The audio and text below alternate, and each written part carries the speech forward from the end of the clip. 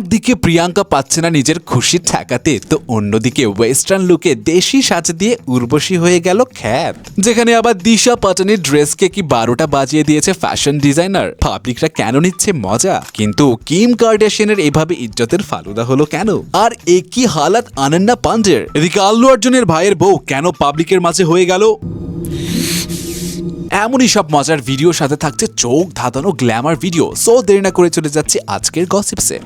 তো প্রথমে আসি উর্বশী রাউটেলার কাছে। এখন উর্বশী মানে তো কুছ হাটকে, তবে এবার তার ওয়েস্টার্ন লুকে 22 ক্যারেটের গোল্ড পরে হাজির হতে দেখে পাবলিকরা করছে পুরাই হাসাহাসি। অনেকেই বলছে ভাই পুরাই গ্রামের চাচাতো বোন লাগতেছে। কিন্তু ভাই এই চাচাতো বোনের শুধু গলার জুয়েলারির দামই ছিল প্রায় 13 লক্ষ রুপি। attention না চাইলেও আসবেই। Wear something unique, something crazy. Chalak's designs can't be ignored. Explore now.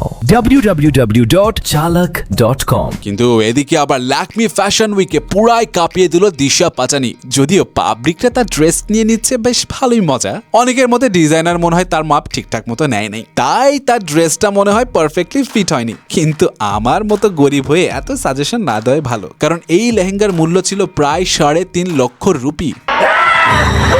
যাক, দিশা পাটানির ড্রেস ফিট হোক আর না হোক, অনেক বড় তারকাদের কিন্তু দেখা গেছে ল্যাকমি ফ্যাশন উইকের শো স্টপার হিসেবে। যেখানে অনিত পাড্ডা থেকে শুরু করে অনন্যা পান্ডে, তামান্না ভাটিয়া, সানায়া কাপুর ছাড়া আরো অনেককে দেখা যায় বেশ স্টানিং লুকে। তবে সবার নজর তো ছিল অনন্যা পান্ডের এই নিউ লুক নিয়ে, যেখানে অনেকেই বলছে সে কি একটু বেশি শুকিয়ে গেছে না, আবার অনেকে বলছে তার এই হেয়ার কাটের জন্য তাকে একটু বেশ ডিফারেন্ট লাগছে। তবে আপনার কি মনে হয়? এদিকে কিম কার্ডাশিয়ানের অস্কার আফটার পার্টির একটা ক্লিপ এখন সোশ্যাল মিডিয়াতে তো পুরাই ভাইরাল, আর হবেও বা না কেন।